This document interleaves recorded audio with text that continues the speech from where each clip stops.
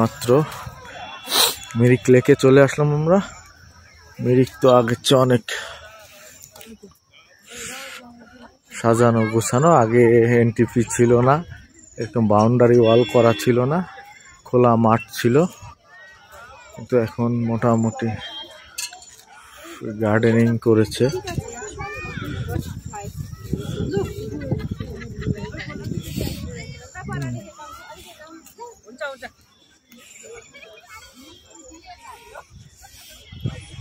ওই যে ব্রিজের ওই পরে হচ্ছে আপনার হর্স রাইডিং এর ব্যবস্থা আছে।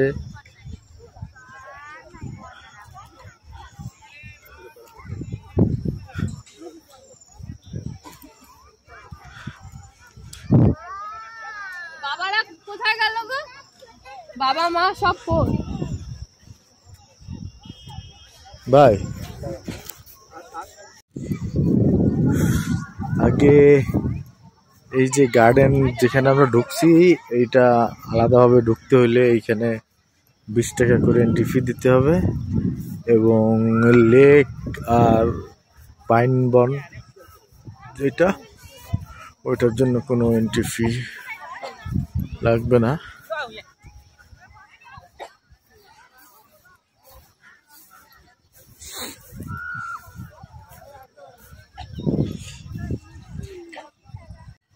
আমি এখন আছি হচ্ছে মিরিক গার্ডেনের ভিতরে। এখানে এর আগেও 2 বার আসছি, কিন্তু তখন এই গার্ডেন এত সুন্দর ছিল না, এরকম করা ছিল না এখন যেরকম সাজানো গোছানো। তখন কেবল তৈরি হচ্ছে এই গার্ডেন। দেখেন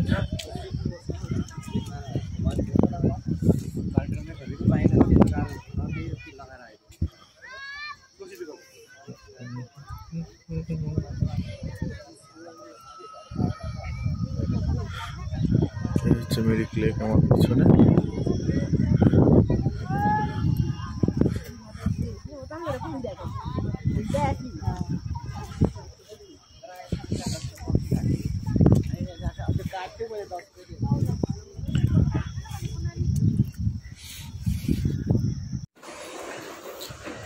মিরিক সম্পর্কে কিছু তথ্য আপনাদের সাথে শেয়ার করতে চাই আমার এই মিরিক ট্যুরের উপর ভিত্তি করে।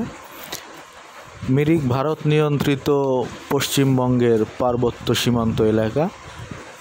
মিরিকের সাথে নেপালের অনেক বড় আর কি সড়ক পথের যে সড়ক স্থল বন্দর বলতে পারেন বা বর্ডার যেটা বলতে পারেন, মিরিকের সাথে নেপালের অধিকাংশ জায়গায় মিরিকের রাস্তা কিছু আছে নেপালের ভিতর, মিরিকের কিছু গ্রাম আছে নেপালের ভিতর।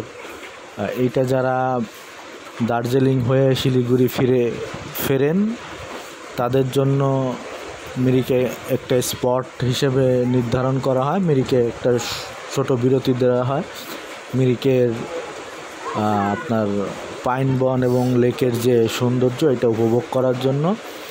এবং যারা আলাদাভাবে মিরিকে ভ্রমণ করতে চান তারা আলাদাভাবে মিরিকে চলে আসতে পারেন। মিরিকে অফবিট কিছু দর্শনীয় স্থান আছে, তার ভিতর বিশেষ করে কমলালেবুর যে গ্রামটা মিরিক থেকে প্রায় 29 কিলোমিটার ভিতরে কমলালেবুর এই গ্রামটি অবস্থিত। এইখানে প্রচুর পরিমাণে আপনার হোমস্টে এবং হোটেল আছে।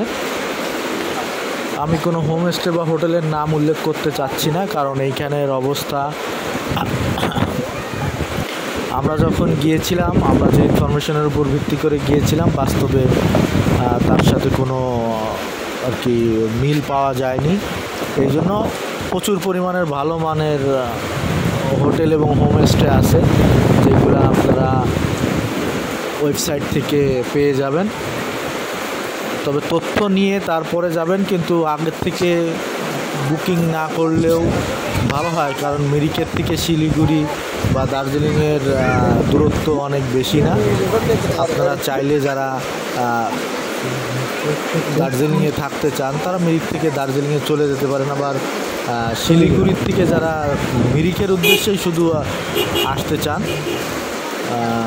তাদের জন্য বলবো যে আপনারা মিরিকের যে লেকের উপরে প্রচুর পরিমাণে হোটেল আছে, তো সেই হোটেলগুলো আপনারা কথা বলে তারপরে আপনারা সেই হোটেলগুলোয় যেতে পারেন। এবং ওইখানে অনেক নতুন নতুন অফবিট হোমস্টে হয়েছে, যেইখানে আপনার খাওয়া সহ পার পার্সনের জন্য প্রায় 1500 রুপির মতো চার্জ করে, এবং 800 টাকায় 800 রুপিতেও হোমস্টে আছে। সেটা হচ্ছে যারা থাকবেন তাদের উপর নির্ভর করে, কেন ওইখানের পরিবেশ আপনার যদি ভালো না লাগে। এই কারণেই মূলত আমি ওইগুলোর নাম মেনশন করতেছি না, কারণ মিরিকের ভিতরের যে হোমস্টেগুলো সেইগুলায় আপনার যে 7-8 কিলোমিটার ভিতরে যাওয়া লাগে। আর কমলালেবুর বাগানটা তো আগেই বলেছি যে প্রায় 29 কিলোমিটার ভিতরে অবস্থিত। তো সেইখানে প্রচুর পরিমাণে হোমস্টে আছে, কিন্তু ওইগুলার রেঞ্জ একটু বেশি, কিন্তু পরিবেশটা অনেক অনেক ভালো।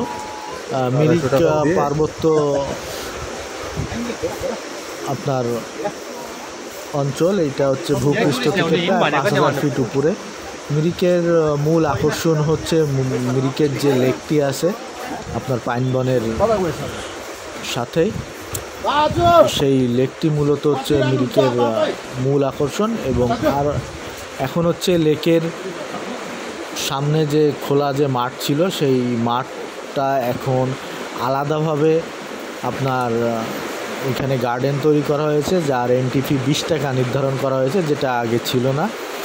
কিন্তু আপনার ঝাউবন লেক এইসব জায়গায় যাওয়ার জন্য কোনো এন্ট্রি ফি নাই। এইটা আপনার সরাসরি গার্ডেনের পাশ দিয়ে যে রাস্তা চলে গেছে বাইরের, ওই পাকা রাস্তা ধরে আপনি ব্রিজ পার হয়ে চলে যেতে পারেন। এবং এইখানে আপনার বোটিংয়ের ব্যবস্থা আছে, হর্স রাইডিংয়ের ব্যবস্থা আছে, এবং ঝাউবনের উপরে বেশ কিছু আপনার স্ন্যাক্সের দোকান আছে, যেগুলো আগে ছিল না। ফাস্টফুডের দোকান আছে, আপনারা চাইলে সেখানে খাবার দাবার ট্রাই করতে পারেন। হর্স রাইডিং আমি আগেও কয়েকবার গিয়েছি, আমি হর্স রাইডিং করেছি। আপনাদের যদি ভালো লাগে আপনারা হর্স রাইডিং করতে পারেন। 300 টাকা, 500 টাকা আর 800 টাকা এখন হচ্ছে হর্স রাইডিং।